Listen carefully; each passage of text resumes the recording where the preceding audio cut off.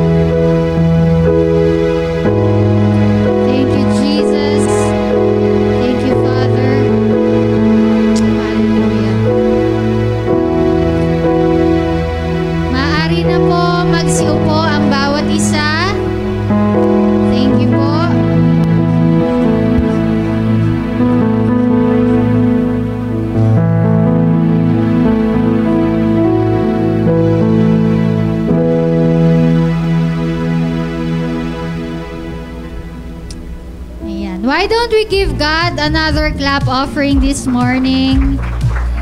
Amen. It surely is a wonderful Sunday for each one of us. So, proceed na po tayo sa ating announcements this morning. Ayan. Welcome home. We are glad you are here. Masaya po ba kayo? Parang hindi. Masaya po ba kayo? Jesus Flag, Batangas Church. Pwede naman pala. Ayan. Ano po ang ating unang announcement? Ayan. So please, help us promote our school, Jesus Flag Academy. So ang mga teachers po ay we will be promoting sa mga Christian churches dito po sa Mabini. Ano po, so ang maitutulong nyo po sa amin ay maaring ma-share nyo po yung aming mga posts sa Facebook.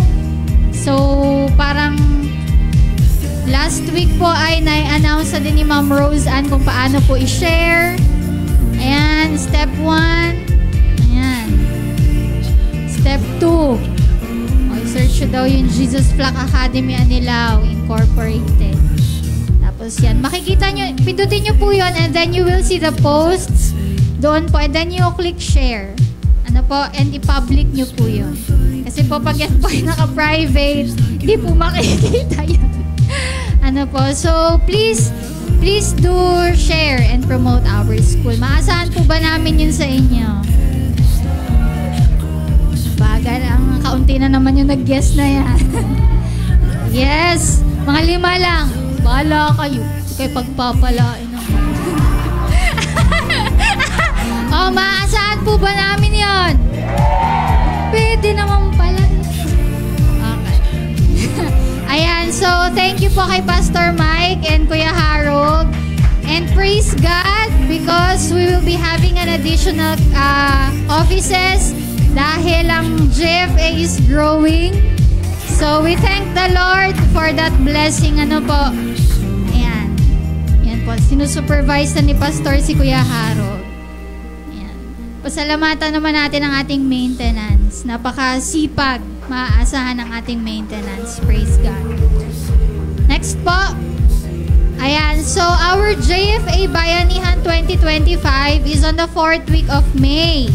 So, kailangan po namin dyan ng rebuilding learning center furnitures, repainting of student offices, repainting of some portions of the school, clean up, gardening, and all repairs po talaga. Ano po, kaya kailangan po namin ng manpower. So, kung kayo po ay willing to volunteer, so please do approach our teachers. And kung hindi naman po, pero you are willing to donate, especially po mga merienda, mga ipapakain dahil hindi naman po sila makakagalaw ng ayos kung walang pakain. So, kailangan po nila ng laman sa tiyan, ng energy. Ano po, kung maaari po yung mabigat-bigat. Ano po? Kanin. Kung pwede po. Bigas at ulam. Ano po, so, please do help us. Approach you po ang mga teachers kasi kailangan po namin. Ano po? Ayan. Next po.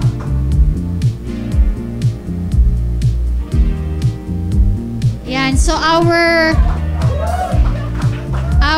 LifeNet is continuous pa din po. Yan po yung mga pictures nila. Yan si Kuya Eric, si Kuya Jonas, ano ba? Si Ate Nedge. Meron pa po ba? Wala na. So, yung iba daw po pala next week pa.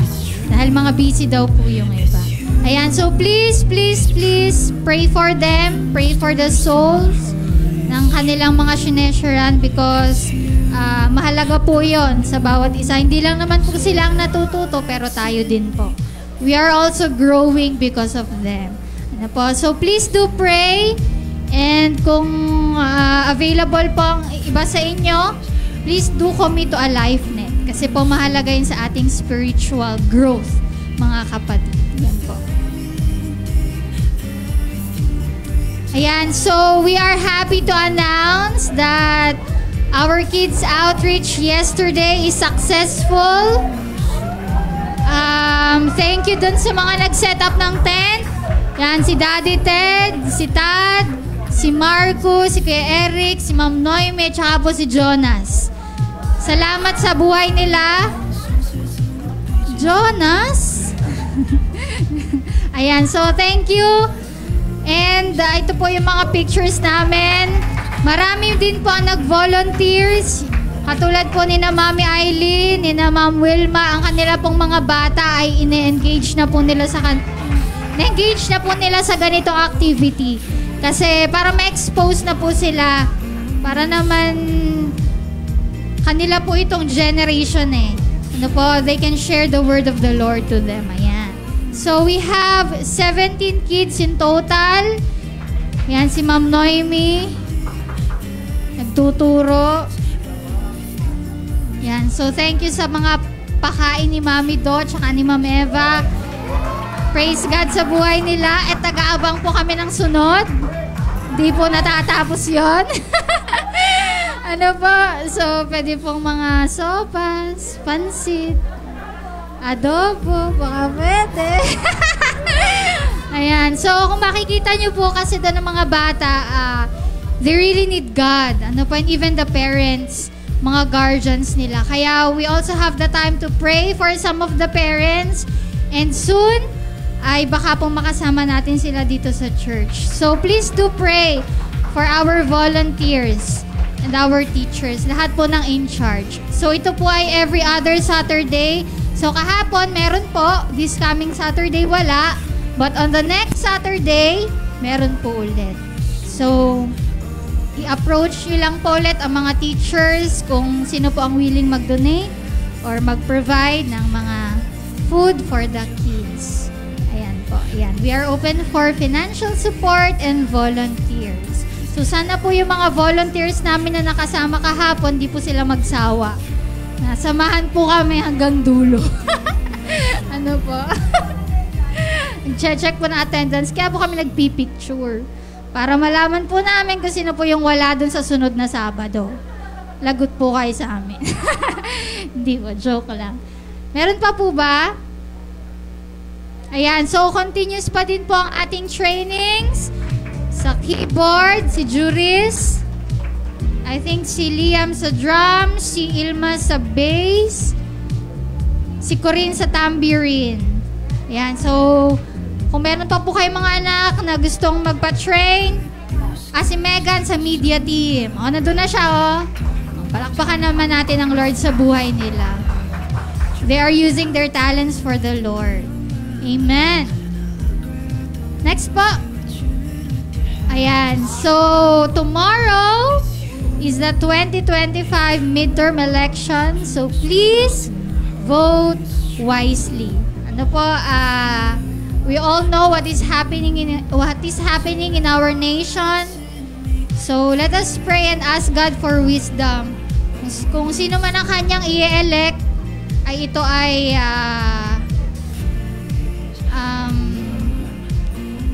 magkakaroon ng unity ang bansang Pilipinas. Ano po? And let God reign over the Philippines. Yan. So, meron pa po ba? Ayan, so this is our update for our lot and building project. As of May 2025, we have raised 9,300 pesos. So last week po yan. And alam naman po natin that our monthly requirement is 90,000. So let us ask God na ang bawat isa ay maging faithful sa kanilang mga pledges. Kasi medyo malayo-layo pa. Pero ang good news is that we only have 238 days to finish. And siguro magkakalahating taon na po tayo dahil May na po ngayon. Ano po? So, let us be faithful to God by giving our pledges. Meron pa po ba? Ayan. So, wala na. Ngayon po ay tinatawagan ko na ang mga Sunday School kids for their special presentation this morning. Dahil ang araw na ito ay araw ng mga nanay. Ano po? Ayan, so wait lang pala po. Prayer meeting is every Friday, 5 p.m. dito po sa ating church. Ano po? Nag-a-announce naman po sa GC. Ano po? So, please do come. Ayan, so kids, ready na ba kayo?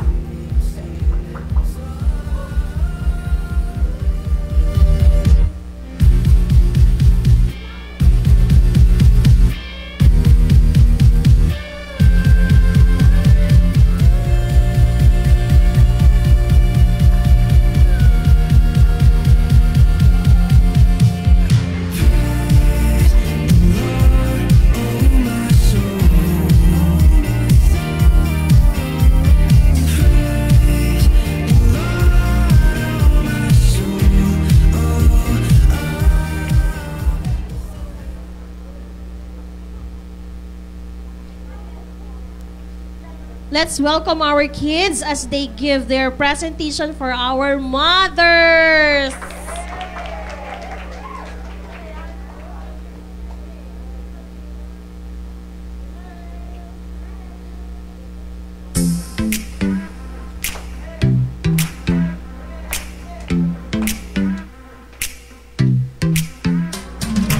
Every time I'm feeling down, you pick me up. Sing. And when my heart is feeling empty out,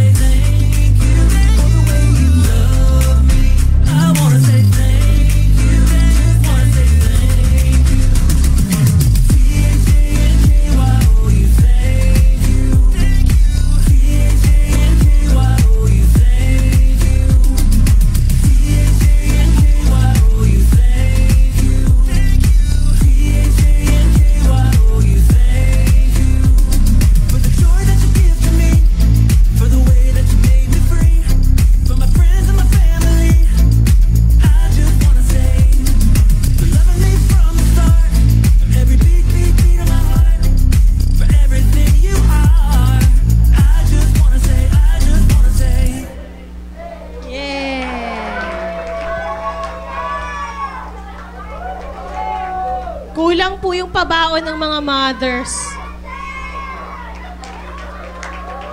Malulungkot sila. Kulang po ang pinapabaon nyo, mother. Okay.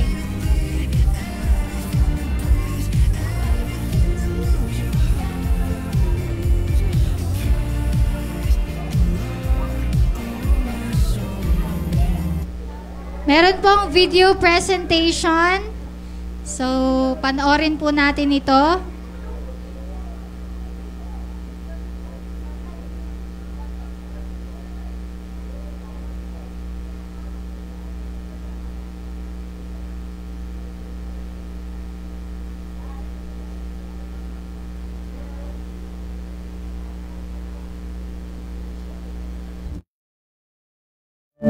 Saksi ang mga tala sa mga kamay ng isang ina. Ang mga kamay na nag-aaruga, na kumakalinga, na gumagabay. Nakikita namin ang walang katapusang pangunawa, ang hindi nagmamaling na suporta, at ang pusong matamis magmahal. Ngunit mayroong mas malalim na kahulugan ang lahat ng ito. Higit pa sa yakap, higit pa sa uyayi, higit pa sa pang-araw-araw na kilos ng pagmamahal. Mayroong isang telang hinabi mula sa kanyang sariling mga pangarap, kanyang sariling mga hilig, kanyang sariling lakas. Oo, siya ay si Nanay, ang ating sandigan, ang ilaw ng ating tahanan.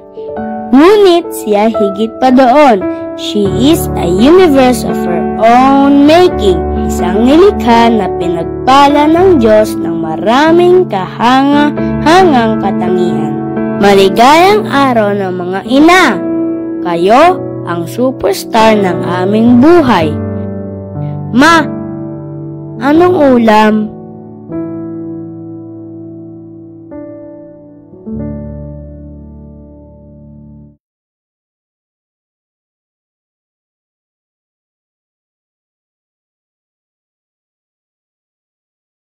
Okay. Palakpakan naman po natin ang ating mga nanay this morning. And ini-invite ko po lahat ng mga nanay to please do come in front. Our kids have something for you. Palakpakan naman po natin ang ating mga nanay. Praise the Lord for their lives.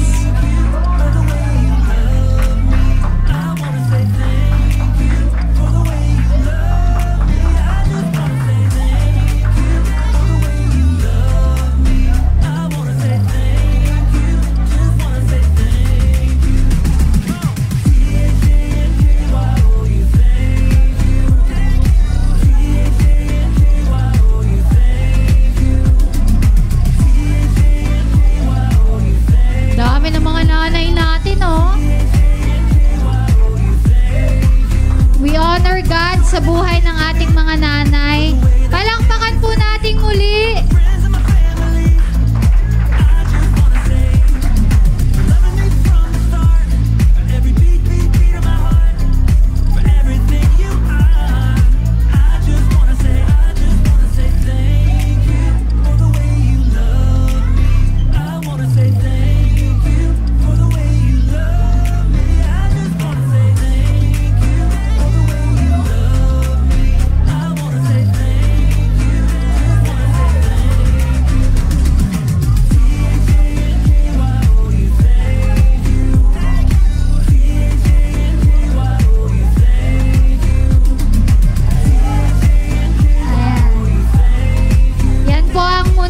Regalo ng Jesus Flock Kids Church. Picture daw po.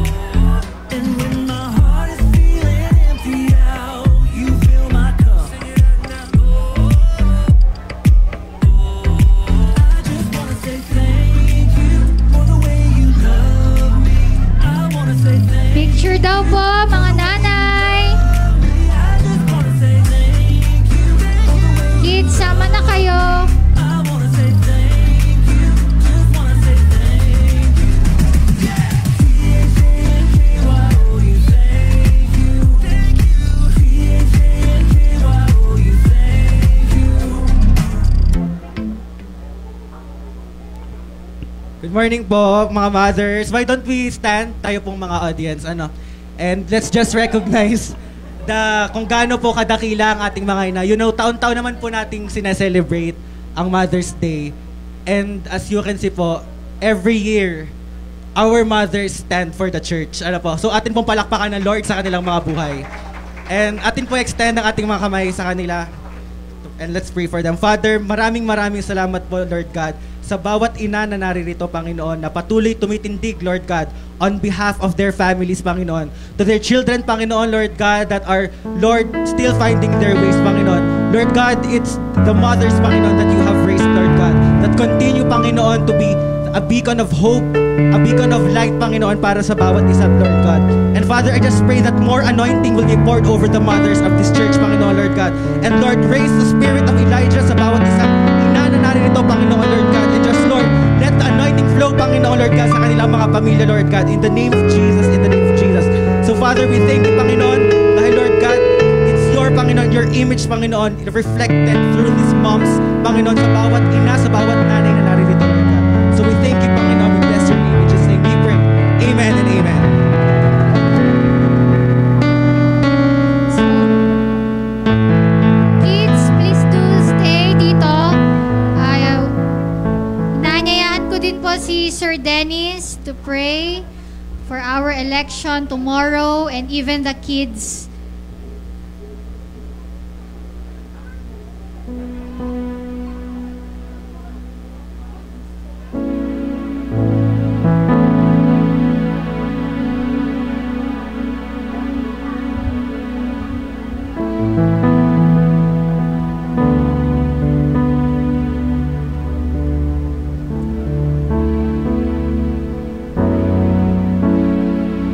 Atin pong iunat ang ating mga kamay, ang ating kanang kamay. Lakip ang ating pag-asang naririnig tayo ng dakilang Diyos ngayong umagang ito. Ipikit po natin ang ating mga mata, pasamantalang ang ating puso ay ating i-connect sa Panginoong Hesus. Dakilang Diyos sa umagang ito, O Lord God, tangan-tangan namin ang pag-asa, O Lord, nga sa aming mga kamay, Panginoon. Ito na ang takdang oras, O Lord. Sa araw ng bukas, O Lord, naway kami gisingin ang talukap ng aming mga mata. Naway kami maagang makabangon ng mas maayos, O Lord, ang pakilasa, O Lord God, sapagkat ang aming mga senior citizen, O Lord, ang lahat ng mga vulnerable, O Lord God, ay mas maagang pabubutuhin, O Lord God, upang ang init ng panahon ay hindi maging sagabal, O Lord God. Nawa, Panginoon, ang pagdako namin sa lugar ng mga presinto, O Lord God, naroon ang kaligtasan. Baon-baon namin, O Lord God, ang iyong pangako, O Lord God, na sa mga kamay namin nakasalalay ang panibagong mga leader, O Lord God. Ang luluklok sa panahon ng June 30 to 2025 hanggang June 30, 2031, O Lord God, 6 na taon, luluklok ang 12 senador, O Lord God. Ang uugit ng mga panibagong batas para sa mga nasa laylayan, O Lord God. Nawa, Panginoon, ang nakalipas na 90 araw ng malakas na mga awitin at mga pangako ay magkaroon ng kaganapan at katuparan, O Lord God. Nawa, O Lord, ang mga maluluklok, O Lord God, sa lahat ng tungkuling iniaatang sa kanila, ang kanilang mga binikas na pangako ay magkaroon ng kaganapan para sa lahat ng mga nasa laylayan ng lipunan, O Lord God. Maging ang aming mga mag-aaral, O Lord God, naway sila ang mabiyayaan ng aming mga gagawin ito, O Lord God. Nawa, Panginoon, ang kapangyarihang ibinigay sa kamay ng bawat isa, lalo tigit ang mga electorate, O Lord God, ang lahat ng mga naka-registered voter, O Lord God, na siyang binigyan ng batas na maging makapangyarihan sa araw na iyon, O Lord God, na dito sa panahon ng halalan, nagkakaroon ng pagkakapantay-pantay ang mayaman at mahirap, O Lord God. Naway malayang makapili, malayang makapagdesisyon, O Lord God, at malayang nakapagsiyasat, at malayang makahatol, O Lord God, ang mga mamamayan. Vox Populi, Vox Dei, ang boses galing sa mga mamamayan ay tinig galing sa Diyos, O Lord God. Nawa, Panginoon, ang susunod, O Lord God, na miyembro ng mga party list system, O Lord God, ng aming sectoral, marginalized sector ng aming lipunan, O Lord God, ay tunay na magsisipaglingkod, O Lord God. Ganon din ang aming pamahalang panglalawigan, ang Pangalawang, pamahalang panglalawigan ng vice-gobernador, ang mga maglilingkod sa sangguniang panlalawigan ng mga bukal, ganon din ang chief executive ng lokal, ng pamahalang lokal sa bawat munisipyo, ganon din ang mga bubuo ng lupo ng sangguniang pambayan, O Lord God. Sa kamay ng mga mamamayan, nakatalaga ang araw na ito, O Lord God, na maging ang kapayapaan, maging ang honest, orderly, peaceful, and ang eleksyong ito ay magaganap, O Lord God, sa araw ng bukas ay makatotohanan, O Lord God. Nawa, Panginoon, ang bawat isa ay mabigyan ng kalayaan, O Lord God. Nawa, Panginoon, ang bawat isa ay maging ganap. Lalo tigit ang mga magsisipagwagi. Lalo tigit ang mga matatalo. Sapagkat sa halalan sa Pilipinas ay tatlong uri, O Lord God. Tatlong uri. Ang nanalo, ang dinaya, at ang nagsipagwagi. At naway matanggap, Panginoon nila, kung ano ang kalagayan ng lipunan ng Pilipinas, O Lord God. Sa aming mga mag-aaral na naririto, ang mga estudyante, O Lord God, ng Sunday School, maging ang aming mga kasamang guro at ang aming mga magulang na naririto. Patuloy mong ipaunawa sa mga batang ito, O Lord God, ang ganap na pagmamahal ng dakilang Diyos, O Lord God. Nawa, mag-enjoy ang mga batang ito sa kanilang Sunday School, maging ang aming mga guro na patuloy na nagbo-volunteer para mapalapit ang mga anak namin ito sa iyong kaharian. Sa pangalan ni Jesus, sa pangalan ni Jesus, ang lahat ng papuri ay sa dakilang pangalan ng aming Diyos na buhay. Amen and amen. Sa Diyos ang papuri.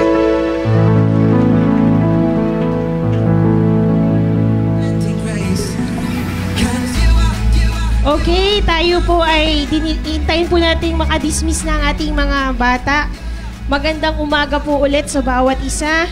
Nire-request ko po siguro, if kaya nyo pa pong mag-move forward, dito na lang po tayo sa harapan pa po. So, tayo po ba ay handa na makinig po sa salita ng Diyos? Okay. Kaya atin na pong i-welcome sa umagang ito si Mommy Janet na mag-share sa atin ng word ng Lord. She's very ready. 2 weeks ago pa ata. God bless, Mommy Janet.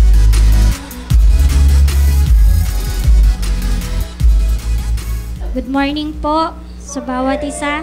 Happy Mother's Day po sa lahat ng mga nanay. Ano po? Sa ating mga nanay. Okay, so ako na po uli. Mahirap talaga pero dahil minsan po talaga, tumayo po dito sa unahan, talagang hindi ko kayang mag-isa. It's really the grace of God. Dahil hindi naman tayo sanay na nagpapahayag, na nag-share. Maring sanay tayo nag-share sa kaunti, sa ilan, sa isa, pero yung ganito na the whole congregation ay nandito. Siyempre, hindi natin kaya. Hindi kaya ng ating willpower. Pero dahil ang Diyos ay mabuti, nandito po ulit ako ngayon to share, and sana matransform tayo ang ating mga puso ng aking i-share ngayon. In-invite ko muna ang lahat na tumayo. Hallelujah, Lord. Thank you, God. Thank you, Lord, for this day. Thank you, Lord God, sa buhay ng aming mga kapatid na narito, Panginoon. Naging available sila para sa iyo, Panginoon, to hear your word, Lord God. And my prayer, Panginoon, is to open their hearts, Panginoon, as we receive your word today, Panginoon. Open, Lord, ang aming mga spiritual eyes. Open our heart, Panginoon, sa nais mong ituro, sa kung ano man, Panginoon, ang nais mong iparating sa amin ngayong umagang ito. Ito ay aming tanggapin, Panginoon, at magkaroon, Panginoon, ito ng rima, Lord God, sa aming mga puso, at transformation, Lord God, ng aming mga buhay. We just want, Lord God, your presence, Lord God, ngayong umagang ito. We thank you, God. We give you praise and glory in Jesus' name. Amen and amen. So, ang akin pong topic today is, na gusto ko share, is letting go and letting God. Medyo, mahirap, para mahirapan. Nung ibinigay ito sa akin ng Lord, hindi ko naman alam na ako'y sa Mother's Day pala mag-share, Pero sabi ko nga, tutuloy ko pa rin, I was supposed, sabi ko sana pang women of faith, isa nga sa mga women of faith, pero alam ko nung nakaraang share na ni Ma'am Ina si Hana, pero ito makaka-relate din ng mga nanay dito. And each one of us, kasi letting go, Sa salita pa lang na let it go, ang hirap na. Amen. Mahirap po bang mag-let go? Ano bang mga nile-let go natin? Ano? Boyfriend, joke. Marami tayong nilet go kasi marami tayong gusto. Tapos hindi naman pala naka-align sa Lord, no? Maraming nawawala, no? Pero I pray that this itong ating i-share ngayong umaga would really speak to your hearts, ano? And ito ay aking sisimulan sa Matthew 5 verse 5, yung third beatitude. Sabi dito, "Blessed are the meek, for they will inherit the earth." So yan na yung third beatitude. Blessed daw yung mga meek. So ano ba yung meek? No? Meek, ang origin po, ang Greek origin ng word na meek, yan, is praus, which means humble, gentle, mild. Sabi doon, humble. So, magpapakumbaba tayo, yun pala yung sabihin ng meek, humble. It often describes a quality of character marked by humility and a gentle spirit, not weakness. Minsan akala natin pag nagpaparaya tayo, akala natin mahina tayo, pero it's not. No? Magkatunog lang sila, pero it's the exact opposite of meekness, yung weakness. Hindi tayo mahina pag tayo nagpaparaya, pag tayo we humble ourselves. And meekness is meaning, it's strength under control. It is power under control. So sabi dito, maraming benefits ang meekness. Nandyan po yan. Sabi dito, the meek will be satisfied. Sabi sa Psalms 22 verse 26, the meek shall eat and be satisfied. They shall praise the Lord that seek Him. Your heart shall live forever. So ito yung medyo paladaanan lang natin yung mga benefits ng meekness. And then, God will guide them. Sabi sa Psalm 25 verse 9, the meek will He guide in judgment, and the meek will He teach His way. They will become wise. The third. Proverbs 11 verse 2, when pride comes, then comes disgrace, but humility comes wisdom. And of course, they will be filled with fresh joy. Gusto natin yan, joy. Sabi dito, the meek also shall increase their joy in the Lord, and the poor among men shall rejoice in the Holy One of Israel.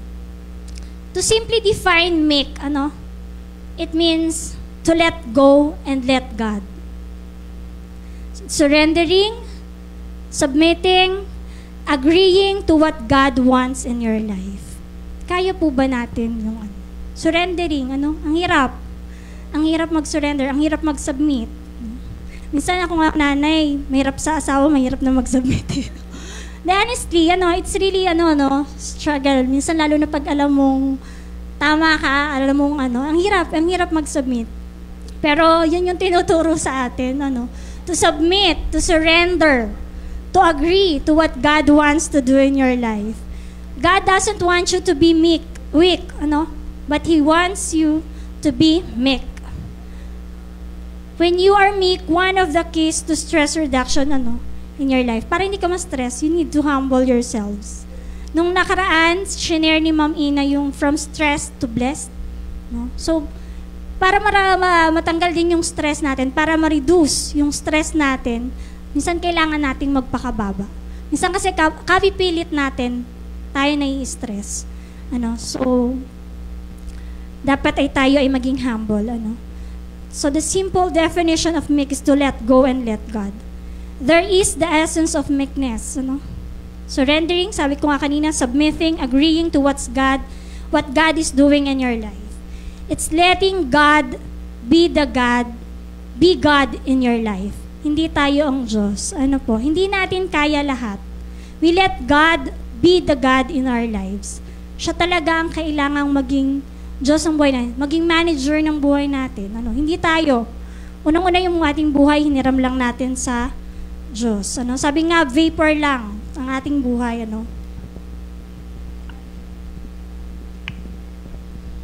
No? Sabi nga, ang buhay natin parang vapor lang, mist lang. Dumadaan lang tayo dito.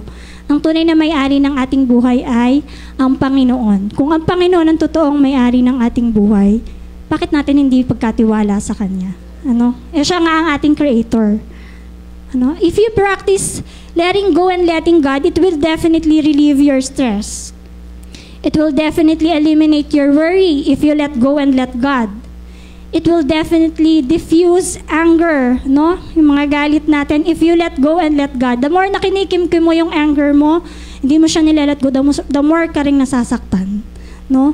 Kala mo lang hindi, pero ang totoo, lalo ka lang nasasaktan. Ikaw mismo, inaano mo yung sarili mo. Ikaw mismo nagde-deprive sa sarili mo ng kaligayahan, ano?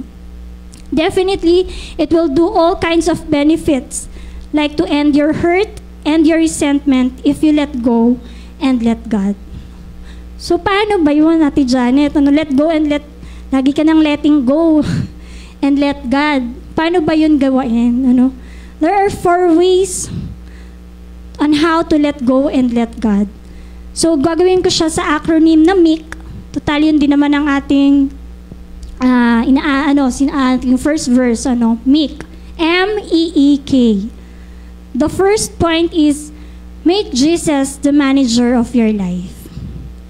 Siya ang manager ng buhay natin. Gawin natin siyang manager. We are not the manager of our life. Hindi po tayo. No? Hindi tayo. Tandaan natin, we are created. We are only a creation. Ang Panginoon talaga ang gumawa sa atin. And there are times that we disagree with God. Naniniwala ba kayo doon? Nangyayari ba sa inyo yun? We disagree with God. Minsan, we argue with God. No? Minsan nakikipag-argue tayo. Minsan may pinapagawa na sa atin ng Lord, pero minsan, Lord, hindi. No? Hindi ko po kaya, o kaya hindi, ito talaga yung gusto ko.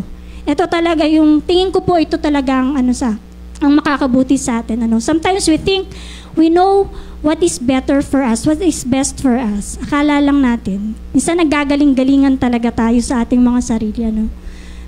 Kaya yun yung reason minsan why we are under stress, dahil constantly sa isip natin, we are fighting with God. Akala mo lang hindi mo fina-fight, hindi ka nakikipaglaban sa Panginoon. Pero in one way or another sa ng buhay natin, we argue with God, we fight with God. Lagi natin siyang ginagawa. Every morning when you get up, pagising mo pa lang, may decision ka na dapat. Ano pang ginagawa natin every morning? No, mag-a-alarm yung cellphone. Usually, mag-a-alarm yung cellphone. So, papatayin natin yung alarm ng cellphone natin. Tapos, yung iba tutulog ulit, Pero yung iba, meron din naman na pinatay yung cellphone, tapos silipin ko nga yung aking social media. O kaya baka may nag-message sa akin. So, iba-browse na natin yung ating actually tumakbo na buong ang haba na ng oras ng ating Pero, every morning, we have to decide who is going to be in charge of my life. Every morning. Pagising mo pa lang, decide who is to be the manager of your life. Who's going to be in control of my day? Ikaw ba ang Panginoon? No? Alam ko may mga plano tayo Araw-araw gumagawa tayo ng goals, may mga plans tayo sa araw na ito, no? Pero kahit nagpaplano tayo, minsan nag-iiba siya. May mga distractions. Bigla na lang may tatawag, wala sa plano mo, May bigla na lang kung ano naman ang mangyayari, Because we don't know. Hindi natin alam kung ano talagang mangyayari mamaya. Hindi natin alam. Kahit ngayon, buong araw, may plano na tayo. No? Mother's Day, galabas tayo. Pero minsan, kahit nakaplano na, nawawala pa rin. Maraming distraction. Gusto mo, 10 o'clock matutulog ka na, pero dahil ang dami na naging distraction at gusto mo talagang magawa yung mga plano mo, nangyari alauna na, hindi ka pa natutulog. Minsan ganun tayo No? Dahil ang dami, gustong-gusto talaga natin yung ating mga gusto ma-fulfill siya. And every moment, every day, you make the decision. No? When you choose to make yourself the manager of your life, nagkakaroon lang ng conflict. Di ba? Pag yung sarili mo lang, minsan nagkakaroon ng conflict. It causes confusion. Diba? Nako-confuse ka. It causes stress. At minsan nagkakaroon pa ng kaguluhan yung buhay mo. dahil ginawa mong ikaw ang manager ng iyong buhay. Ano? God says, ito ang sinasabi ng Lord, just relax and let Christ be the manager of your life. Relax lang. Andyan ang Lord, let Him be. Andyan si Jesus, let Him be the manager of your life. Sabi sa Job 22, verse 21, stop quarreling with God. If you agree with Him, you will have peace at last and things will go well for you. You will have peace at last. Nilagay ko dyan. In-underline ko rin. You have peace at last. You will have peace at last. And things will go well for you. The more na ipinipilit kasi natin minsan yung gusto natin, the more lang na tayo'y nahihirapan. May share ko lang po, this past months, our family, meron kaming mga family matters. May mga suliran kami family. Nung mga nakaraang buwan, I was trying to fix it. Hindi naman on my own, kasi masasabi kong nag-pray naman ako. Pero, lagi ko ang pinagpe-pray, Pero, things, siya eh. Nauulit lang ng nauulit parati. Lagi lang siyang, hindi ba siya nasusolusyonan? I was trying, yung pala, na-realize ko, I was trying to make temporary solutions. Kaya yung temporary lang yung mga nagiging solusyon ko, kaya hindi ko siya na-fix talaga. Hindi talaga siya nagiging maayos. Minsan dumating na nga ako sa time na nandun yung struggle, yung problema, tumawag pa ako na, Ma'am, pag-pray mo naman ako.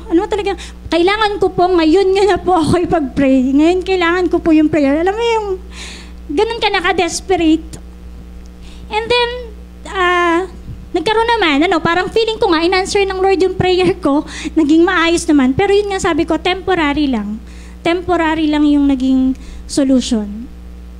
When the problem, yung ganung ulit situation arises, nandun na naman. Paulit-ulit lang, cycle lang, So, I decided na to let it go. Alam niyo yan, I decided, sabi ko, Lord, hindi ko na po kaya. Siguro kahit prayer ko, baka there is really something wrong sa akin. Meron sigurong something wrong at meron ka sigurong gustong ayusin sa amin. So, I just let go. Alam niyo po, kung tutusin, napakahirap, paano mo yan. Pero, I was so happy. Thank you po. Ako'y masaya. After I prayed, hindi po ako tumawag kahit kanina na ipag-pray mo ako. Ma'am, kailangan ko ng prayer ngayon. Ma'am, no. Ang naramdaman ko po ay peace. Nagkaroon ako ng kapayapaan. Kasi naisip ko, lagi ko nga pinipilit yung gusto ko eh. I'm fighting with God. Kaya hindi naaayos. And, yung magkaroon ka lang ng peace at your heart, na I could, alam niyo ko, kung wala nga lang yung kapayapaan na yun sa akin, I really can stand here din. Hindi ganon, hindi ko siya kayang tumayo dito. Pero, iba talaga ang Lord. Kung susurrender mo, ibibigay mo talaga sa Kanya, kasi alam niya naman lahat. He has plans. Bakit ko ba ipipilit? Sabi nga dati, di ba sa ating, if it's God's will, you cannot stop it. And kung hindi siya will ng Lord, you cannot force it. Kahit i-force mo nang i-force, kahit sabihin mo na nanalangin ka, if it's not God's will, hindi pa rin. So, ngayon, masaya ako na may kapayapaan sa puso ko, na hindi kami nababother, and things are going well. Hindi ko, magaan siya. Alam niyo yun, yung hindi ka burden. Nandun yung problema, pero hindi ka burden. Because yun ang sabi ng, sa Job, stop quarreling, We don't argue with God. Hindi natin pwede talagang ipilit yung mga gusto natin. Minsan ganun din we argue with God na, hindi mo gusto kung paano ka ginawa ng Lord. Naranasan nyo na ba yun? You complain, bakit naman Lord, ba't ganang payat-payat ko? Gusto ko naman ay mataba ng kaunti. Lord, ba't hindi matangos ang aking ilong? Yung isa katangos-tangos ng ilong Yung isa katangkad-tangkad. Gusto ko rin pong maging matangkad. Ang dami mong complain natin. Minsan marami tayong kina-complain even in our physical na sa Lord. Pero I want you to, minsan yung mga talents, gusto ko namang sumayaw, ba't hindi ako makasayaw? Gusto kong kumanta. Gusto ko talaga yung ginagawa nila. Kaya minsan nga tayo napapasana all na lang eh. Pag may nakikita tayong yung mga talents, sana all kaya yun. Pero I'm telling you, God says, I made you because I have a unique plan for your life. And I made you I made you that way so you could fulfill the plan I have for you. Kaya ganyan tayo ginawa ng Panginoon. Dahil swak yun sa disenyo niya sa atin. Swak yun sa plano niya para sa atin. Nai-stress tayo when we try to be the manager of our life and we don't understand the way God made us. If we let God manage us in the way that makes the most of us, kung hahayaan lang natin ang Lord ang mag-manage sa atin, gagawin niya tayo, He knows how to make the most of your life more than you do. Alam ng Lord kung paano kanya gagamitin. Most, yung full potential. Alam ng Lord ang potential ng bawat isa sa atin. Kaya alam niya kung paano niya tayo gagamitin. Hindi natin alam. Kasi hindi naman natin batid lahat ang plano ng Panginoon sa atin. Alam na ba natin yung end? Hindi pa naman talaga natin alam yung end. So, hayaan natin ang Lord ang mag-mold, yung ating potential. Alam ng Lord kung paano niya gagamitin ang bawat isa sa atin. Sabi sa Matthew 16, verse 24, Then Jesus went to work on His disciples. Anyone who intends to come with me has to let me lead. You're not in the driver's seat. I am. Has to let me lead, sabi ng Lord. Come with me, and who intends to come with me. Actually, sa ibang version, ito yung take up your cross, and follow me. Deny yourself and take up your cross. Pero sabi dito, let us allow God to lead. Siya yung driver ng buhay natin. Kanina na ako sa prayer ni Mami Ajay sa worship team. Binanggit niya to na hayaan natin ang Lord na maging driver ng ating buhay. Hindi tayo. Pero minsan, kagaya natin, pagka nakasakay tayo sa sasakyan, lalo na ako, kakilala ko yung driver, asawa ko nagda-drive, mahilig ya. Tama si Omeka. Lagi ko pang sinasabi, may tatawid. Hindi mo ba nakita? Kita ko may tatawid. Kaya, dito ka, wag kang dinidiktahan natin. Pagkakilala mo yung yung driver. Minsan kasi pagka nag-commute ka, hindi mo naman kakilala yung driver, mananalangin ka na lang. Ang bilis-bilis.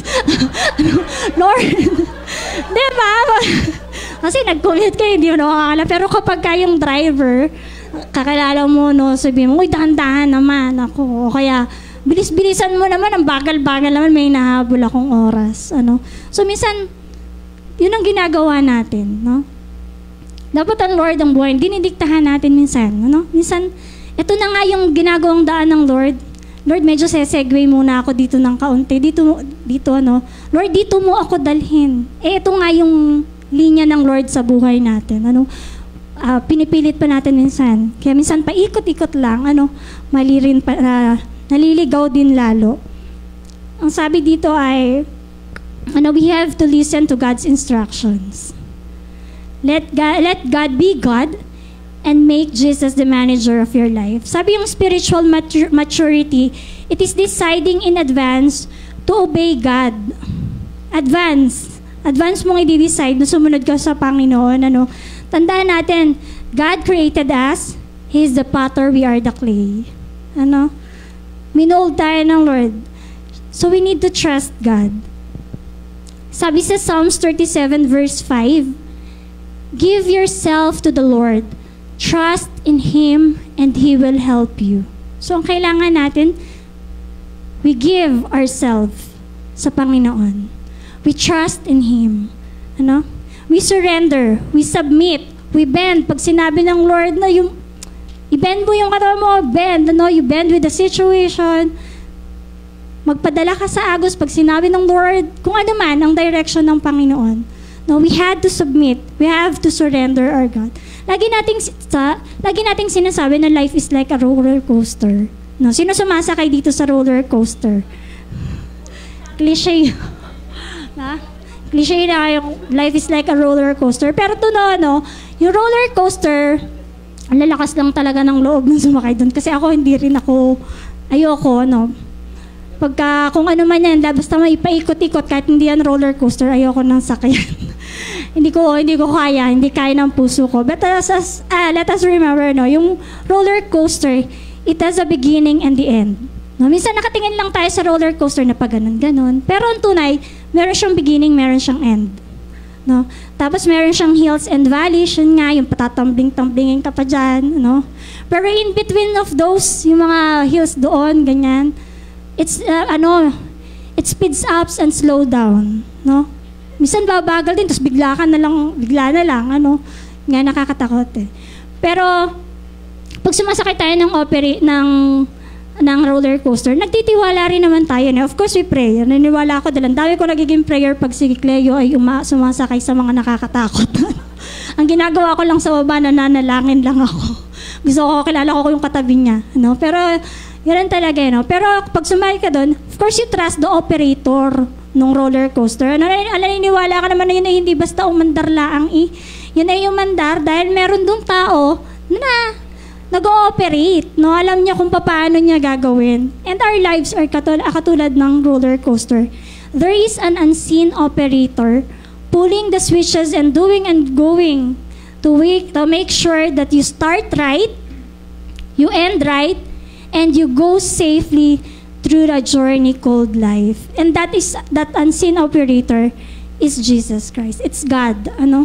He knows the beginning, He knows the end. He knows you're going to have some thrills, you're going to have some mountains in your life. He knows when you have to go to the valleys. He knows how to slow you down or speed you up. He is in control, so you don't need to worry. Bakit tayo mag-worry? He is in control. Ang kailangan lang natin gawin, let us just sit back, get strapped in and enjoy the ride called life na binigay ng Lord. And that is meekness. We surrender. Nagsusurrender lang tayo dun sa operator ng buhay natin. We let go and we let God. The second point po na gusto kong on how to let go and let God is establish God's word as the authority of your life. Establish God's word. If you don't have authority in your life, you're going to listen sa iba't ibang voices. Marami kang pakikinggan, malilito ka pag walang authority sa buhay mo. Sa bahay, mga anak, authority, parents. 'Di ba? Kailangan lagi tayong magpapasakop sa parents natin because nagtitiwala tayo na alam nila what is best for us. If you decide that God's word is going to be the authority of your life, it simplifies your decision making. Kung ang word ng Lord, sabi nga 'di ba ang Bible, manual ng buhay natin. Nandiyan lahat. Nandiyan lahat ang rules, ang mga commands ng Lord, yung mga promises niya, lahat. Nandiyan. We all need authority in our lives. Kung wala, chaos. Imaginein mo ang Pilipinas na walang namumuno, ang ating bansa na walang namumuno. So, gulo. Kanya-kanya tayo. Bible is filled with all kinds of rules, commands, and things. Sabi ng Lord doon, gawin mo dito, gawin mo ito. Ito, wag mo itong gawin. Ito ang gawin mo. Bakit ba pinigay ng God ang Bible, yung God's words, as rules? Mean ba siya? Hindi, He is a loving God and everything in the Bible is not made to make our life miserable. It is to protect us. It's for our own good. A loving God knows more than you. Kung babaliwalain mo mga salita ng Lord, you only get hurt. Masasaktan ka lang. He gives the Bible to be an authority. Minsan sinasabi natin, ayoko ng authority sa buhay ko. Pero sa totoo lang, ang katotohanan, kung akala mo wala kang authority sa buhay mo, meron you are controlled of something. Hindi pwedeng wala. Laging meron. We are controlled by opinions of others or approval ng parents. If you're a wife, maaaring yung authority mo ay nandun sa yung sa lahat ng sasabihin ng iyong asawa or vice versa, no? You are controlled by your own desires, by your own appetites, by your own drives, ano? We are really controlled by something pag wala kang authority sa buhay mo. And ang Bible, binigay sa atin ng Lord for 4 reasons. Sabi sa 2 Timothy 3:16, all Scripture is inspired by God and is useful to teach us what is right, to make us realize what is wrong in our lives. It corrects us when we are wrong and teaches us to do what is right. So kaya ang Bible binigay ng Lord dahil yan ay manual ng buhay natin. Nagsasabi siya kung ano ang totoo. Pinaparealize niya sa atin, di ba? Minsan ayaw na nga nating anuhin. Ay, naku, parang na-rebuke ako kapag may binasa ako sa word ng Lord. It corrects us. No? Kapag tayo mali, tinuturo sa atin kung ano ang tama. Yan ang guidebook natin. Pag bumibili tayo ng mga appliances natin, lalo na pag bago yung appliances mo, tinitingnan mo yung manual. Di ba? Ganun tayo babasahin mo. Pag bagong-bago yung kasi nandun yung direction. So, ganun din, Pero pag bumili ka pa ng isang Bible, isang appliances, halimbawa TV, pero same din, hindi mo na tinitingnan yung manual. Kasi feeling mo, alam mo na. Ang Bible po, kahit nabasa mo na yan, natapos mo na from beginning to end, pag binasa mo siya ulit, siya. Iba ulit. May ibang atake sa'yo. May iba ulit na may ibang nakatouch ng puso mo. Alam mo yun, parang hindi ko nabasa ito noon. Minsan gano'n na nangyayari sa atin. Kahit nabasa mo na yan, lagi siyang bago. Alam niyo po yun? Laging bago ang salita ng Lord. Laging bago ang kanyang sinasabi. Hindi siya naluluma. God laws are immutable. They are unchanging. If you want your health again, emotionally, relationally, physically, you need to make Jesus the manager of your life and God's word na authority ng buhay mo. Sana maging commitment natin yung kay David na sinasabi na sa Psalm 119 verse 12. Sabi ni David doon, I have made up my mind to obey your laws forever, no matter what. Kahit na anong mangyari, sabi ni David, susunod ako sa iyong mga salita. Sana ganun din yung maging commitment natin. And sabi niya sa Psalm 119 verse 93, I will never lay aside your laws, for you have used them to restore my joy and my health. We need to follow God's instruction. Kung ano man ang sinasabi ng Lord, lahat ng rules ng Lord, we need to follow, we need to obey. And that is meekness. Magpasakop tayo sa kung anong sinasabi ng Lord sa atin, sa salita ng ating Panginoon. Gawin natin ang salita ng Lord, ang authority ng buhay natin. And the third point, embrace God's Spirit as the power of my life. When we take a look at God's Word and it says how we live, may mga bagay talaga na ang hirap-hirap gawin. Hindi mo kaya. Love your enemy. Minsan nandun talaga ang salita ng Lord, love your enemy. Ang hirap kaya. Ang hirap. Don't worry about anything. Ang hirap ding hindi mag-worry, Minsan, talaga, ayaw natin, pero talagang dumadaan sa atin. We worry. Hindi natin kaya, So, kapag hindi natin kaya, sino sa atin ang ganun? Maraming sinasabi ang Lord, pero feeling mo hindi mo kayang gawin. Hindi mo kayang sundin, Kung ikaw, nararamdaman mo yon, nahihirapan kang sundin, you are on the right track, you are on the right spot. Kasi, you acknowledge, you realize that the power doesn't come from you. It comes from God. Hindi mo kaya, willpower mo, kahit gaano ka pa kagaling, hindi mo kayang mag-isa.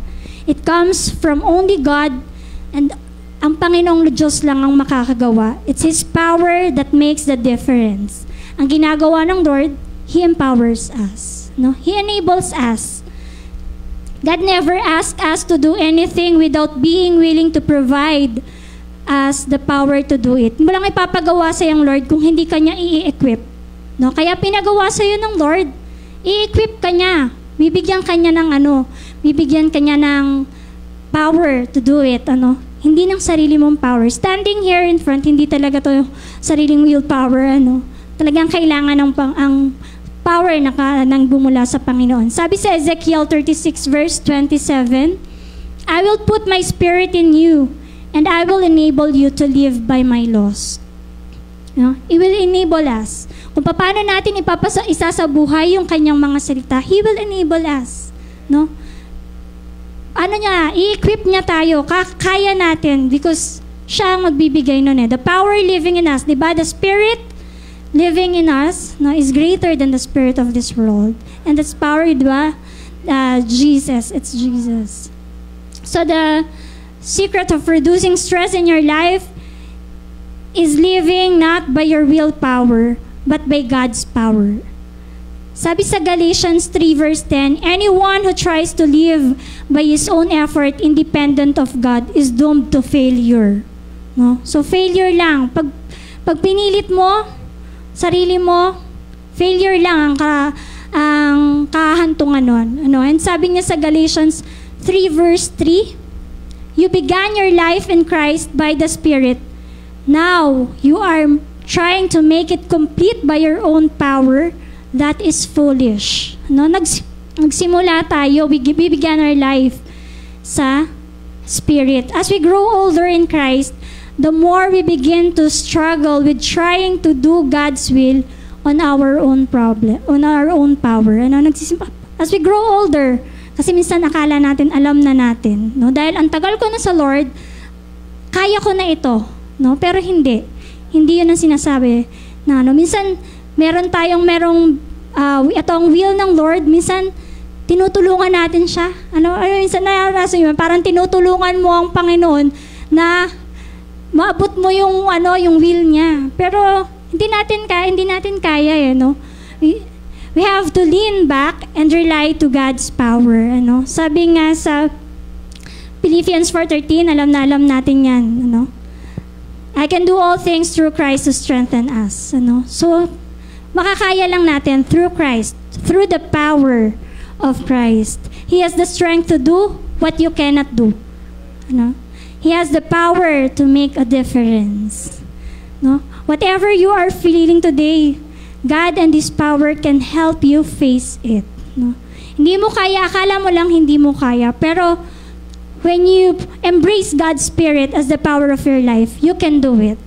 Kaya natin. Ang hindi lang natin kaya, yung hindi pa nadating. Tatandaan natin, lahat ng dumadaan sa atin, it's Father-filtered. Sinala na ng Panginoon. Yun hindi ko makakalimutan sa preaching ni Pastor lagi. Father-filtered. Lahat dumaan sa kanyang kamay. Kaya natin. He will equip us. He will enable us. He will empower us. We can do it. At sabi po yung last point ko na. 10-10 na Keep Jesus the focus of my life. Paano natin gagawin letting go, let God? We keep Jesus the focus of my life. Sabi sa Hebrews 12 verse 2, fixing our eyes on Jesus, the pioneer and perfecter of our faith. We fix our eyes. Alam natin yung kay Peter, when Peter walks on water, di ba, siya lang ang nakalakad sa tubig. Kasama yan sa ating foundation teaching. Siya lang ang nakalakad sa tubig. Bakit? Kasi yung focus niya na kay Jesus. Pero nung nagkahangin na, he began sinking, di ba? So ganun din tayo. Kapag nawala yung focus natin sa Panginoon, lumulubog ulit tayo, Dapat nandun lang we got our eyes. Minsan, ang tinitingnan natin yung ating mga problema. Kasi ang daming ang dami na, parang hindi ka na makapag-isip ng tama. You focus on your problem, on your circumstance, and you're starting to take your eyes off the Lord. Pag doon ka tumingin sa problema mo. Kung sino minamagnify mo, yun, di ba? Kung saan ka nakafocus. Kung nakafocus ka sa problema mo, then you're taking your eyes off the Lord. Hindi mo tinitingnan ng Panginoon. Sabi nga doon sa aking devotion, ang problema daw, you will only get You will only get through it on the day it actually happens. Yun lang, hindi natin kailangang i-rehearse ang ating problema, no? Dahil dinadagdagan lang natin yung sakit, dinadagdagan lang natin yung pain pag rehearse ka ng rehearse ng problema mo. Instead, we need to focus on Jesus. Ano? Siya nga ang author ng buhay natin eh. We need to focus. We start with God, ano? Minsan we started with sa Panginoon. Nagsimula tayo, tapos gumanda, naging maayos. Tapos pag nagkakaroon tayo ng problema, nag-start na naman tayo mag-sink. Nangyayari po talaga yan. Reality, hindi lang kahit matagal ka ng Christian, kahit matagal ka na ang relationship mo. So, talagang, there were really times na nanghihina ka rin and you started to really focus. Nagre-relapse minsan yung ating faith. No? Nakabangon ka na nga, tapos ka pa rin. Pag may nangyari, makakalimutan mo ulit yung focus mo, doon ka ulit po-focus sa problema mo. Sabi sa Proverbs 25, verse 15, if I keep my eyes on God, I won't trip over my own feet. No? So, kailangan talaga, meron tayong GPS. We need GPS in our lives. And it's Jesus. No? Yung lahat ng bagay, tao, hindi sila yung hindi talaga, kasi nagbabago ang tao. We really can't depend sa kung sino man, sa lahat ng bagay. Sabi, minsan nga meron sa amin sa Balamparo pupunta, gumamit siya ng Waze. Tapos nagre-reklamo sa, ba't po yung Waze? Doon po kami dinala sa pabundok. Akala po namin ay doon sa, kung may dagat pa, no? So doon sila dinala sa may papuntang Santa Ana instead of going dito sa may papuntang So hindi talaga natin hindi reliable. Ang reliable lang na GPS natin, si Jesus. Reliable, unchanging, and we should focus on Him. So, ayun ang kailangan natin gawin. We need to focus. We need to fix our eyes sa Panginoon. Yung lahat ng four ways. So, yun na po ang sum up, ng aking 4 ways. Make Jesus in charge of your life. Establish God's Word as an authority in my life. Embrace God's Spirit as the power of my life. Keep Jesus the focus of my life. Yung lahat ng yon, sinasum up din lang siya ng, we consciously choose to commit our life and will to Christ's care and control. Mag-submit lang tayo. No? Ito na yun yung aking challenge sa bawat isa sa atin. Mag-submit lang po tayo. Every day, we need to decide, Lord, I surrender everything to you. Ang bawat umaga, Lord, ikaw ang gagawin kong in charge sa buhay ko. Ang commitment sa Lord, hindi ngayon lang tayo magde-decide na i-commit natin. It's every day. It's moment by moment. Kailangan tayo mag-decide to commit sa ating Panginoon. And there's one thing that will keep you from doing that. A lack of trust. Minsan hindi tayo nagtitiwala sa Lord. Kung nagtitiwala man tayo sa Lord, minsan may doubt. Honestly, hindi natin. Kung magiging totoo lang tayo sa sarili, minsan may doubt. May doubt din talaga. Nagtitiwala ako, Lord, pero minsan may mga buts. What ifs, Lord? So, pero ang question is, bakit ka naman hindi magtitiwala sa Panginoon? Why would you not trust the Creator that make you, the one who loved you, the one who sent His Son to die for you? Pagkakatiwala mo pa bang buhay mo sa isang stranger? Sa trabaho? Sa pera? It's not, no? Every day in our life, we need to trust God. We need to choose to trust God. Sa Kanya lang natin ipagkakatiwala. You cannot live without faith. We need to submit and surrender. Ang hirap, mag-submit at mag-surrender sa Panginoon. We need to decide to commit our life and will to Christ, care and control. Hindi lang isang beses, hindi lang dalawa, hindi lang ngayon, hindi lang bukas. Moment by moment, over and over again, we really need to commit and surrender our lives sa Panginoon. It's a constant decision who's going to be in charge of your life. No? It's a constant decision. Sabi ng Lord, do not be anxious about your tomorrow. Let go and let God God will take care of your tomorrow too. Ano? God will take care of your tomorrow. Let go and let God. No? Let us yield to God. We surrender our will to His guidance. We trust in His plans. No? And let go of our own desires. No? Maybe you have surrendered your life in the goal of making money. You may have surrendered your life to a habit. Your life may be controlled by hurt. Kung ano man ang nagko-control, ano, you can't let go of resentment. I'm telling you po mga kapatid, ano, let go and let God. Let God fix all the brokenness na meron ka. Let God heal all your hurts. Allow God to be the manager of your life. Surrender everything sa ating Panginoon. Ano po? So, inayayahan ko po ang lahat ng tumayo. Let us all stand and worship the Lord, and let this song be a prayer in our hearts. Hallelujah.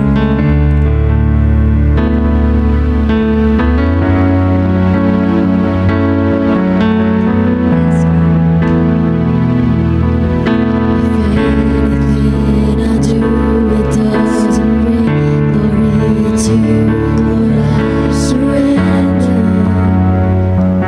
I surrender. Yes, God, Lord. If anything I own, it is yours and yours alone. Lord, I surrender. I surrender. I give you full reign. Holy Spirit, whatever you say, I will do it, I will do it. I yield my life to you. I yield it all to you. Yes, God, we surrender. We yield to you.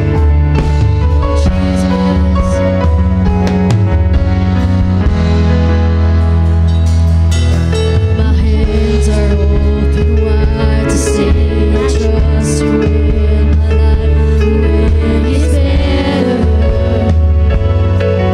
it's better. The fullness of my heart, it's every room, Lord, every part. It's yours forever. It's yours forever. I give you full reign.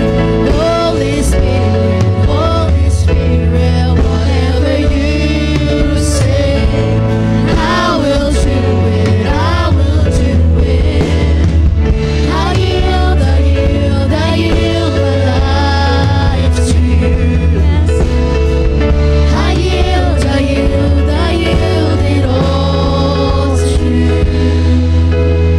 Yes, God.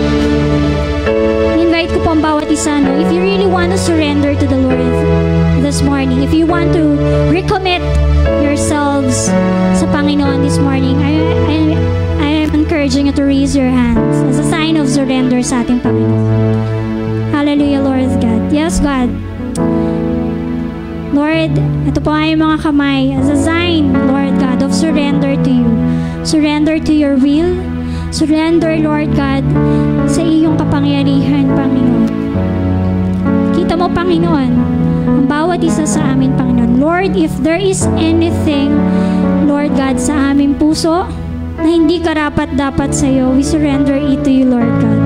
We lay it, Lord God, sa iyong paanan, Panginoon. We surrender everything to you, Lord God. Lahat ng bagay, Panginoon, Lord. And Lord, today, Lord God, we are deciding, Lord God, to make Jesus in charge of our lives, Panginoon. Jesus, take charge, Panginoon. Lord, Jesus, ikaw ang maging driver ng aming mga buhay, Panginoon. Take the lead, Lord. Whatever we do, Lord God, take the lead, Panginoon. Ikaw ang manguna sa amin, Panginoon. Ang aming mga hakbang, Panginoon. Ikaw ang mag-direct, Lord God. Ikaw, Panginoon. Full surrender to you, Lord God, to your will, to your plans, Lord God, sa aming mga buhay, Panginoon. Lord, allow us, Lord, to establish, Panginoon, ang iyong mga salita na yun ang maging authority ng aming mga buhay, Panginoon. Hindi ang mundo, Panginoon, na napakaingay, Panginoon. Allow us, Lord, to discern your voice, Panginoon. Ang iyong direction, Panginoon, sa bawat isa sa amin, Panginoon. I pray, O God, Lord, that we will be able, Lord, to live, Lord God, sa iyong mga salita. That we will be able, Lord God, na maipamuhay, Lord God, your rules, your commandments in our lives, Panginoon. Empower us, Panginoon, na masunod, Panginoon, ang bawat salita, Lord God, na iyong ibinibigay sa amin, Panginoon. Ang iyong direction, Panginoon, Lord God. Lord, whatever circumstances we are in right now, Panginoon, we want, Lord God, to embrace your spirit, Panginoon. We want, Lord God, you to have the power, Lord God, sa aming mga buhay, Panginoon.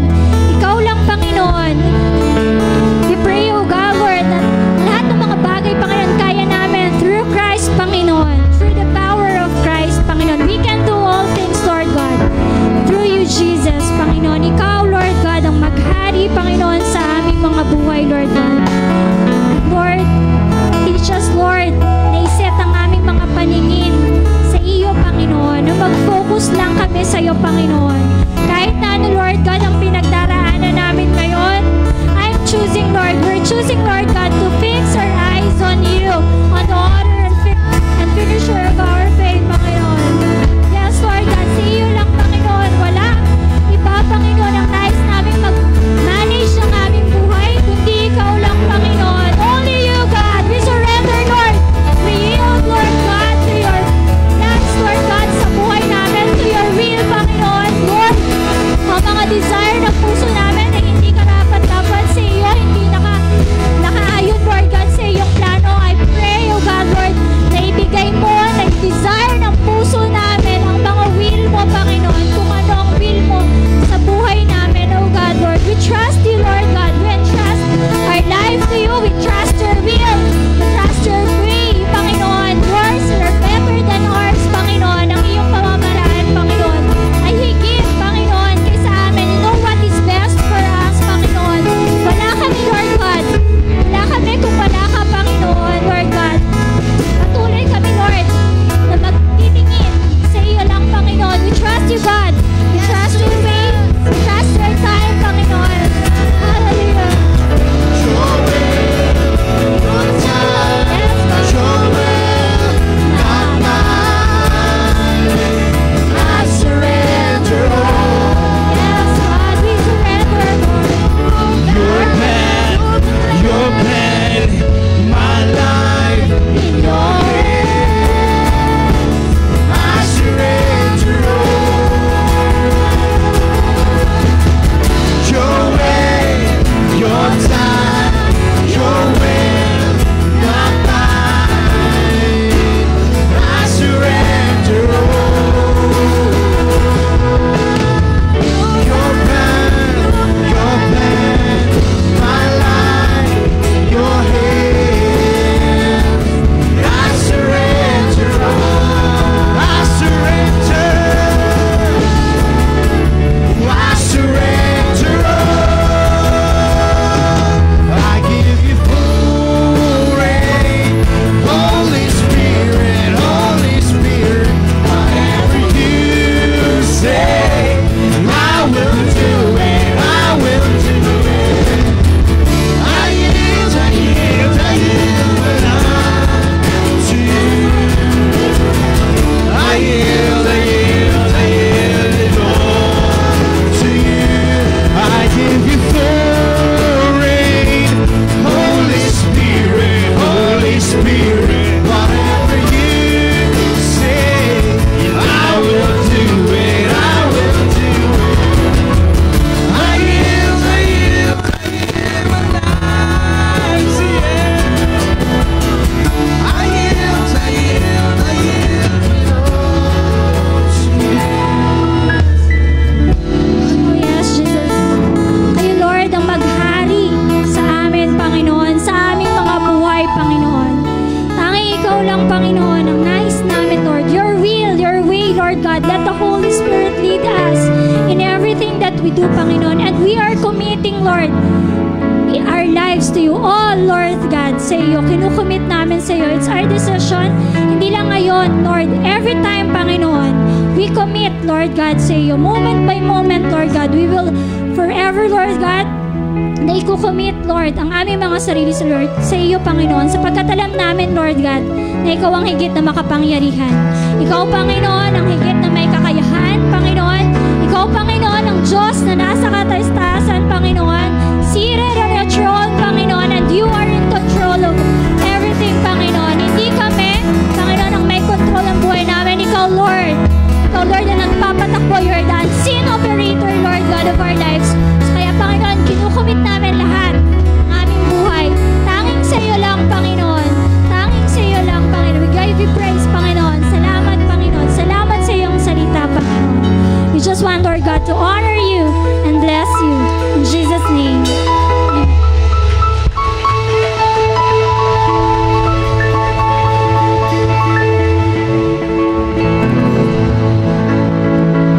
Hallelujah. Why don't we remain standing as we bless the Lord as we give our tithes and offering? Hallelujah.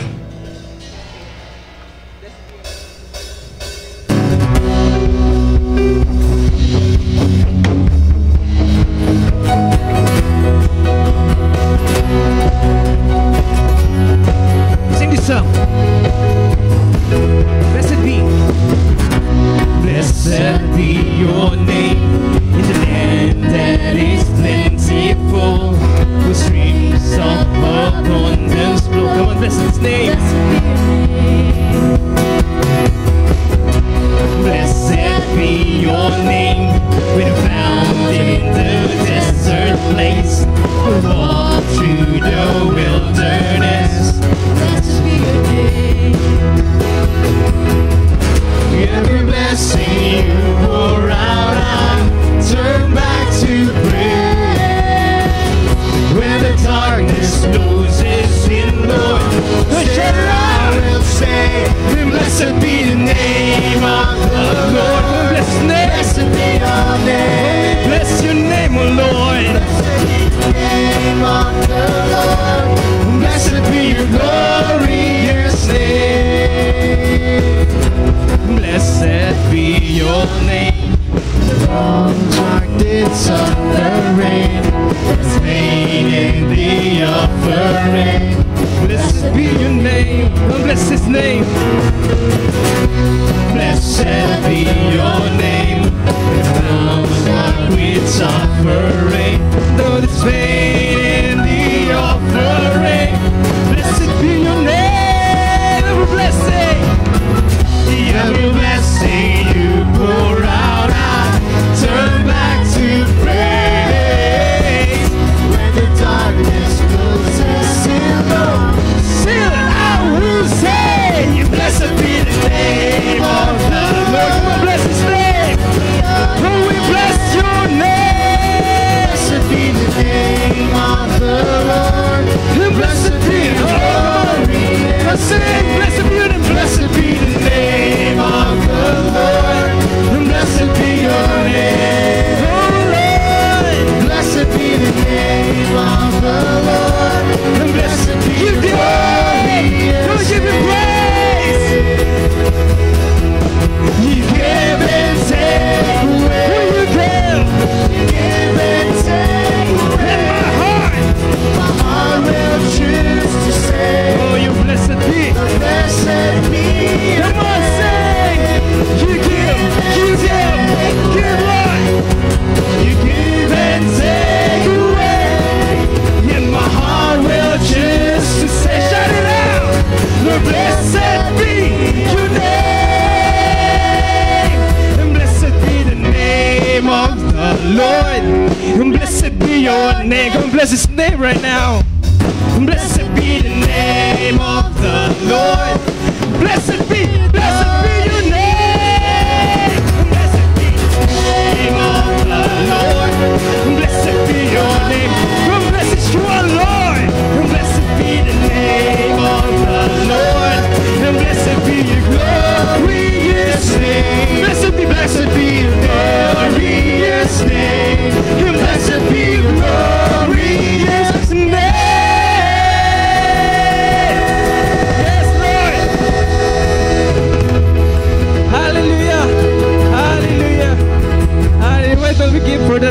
sacrificial offering before the Lord. Hallelujah.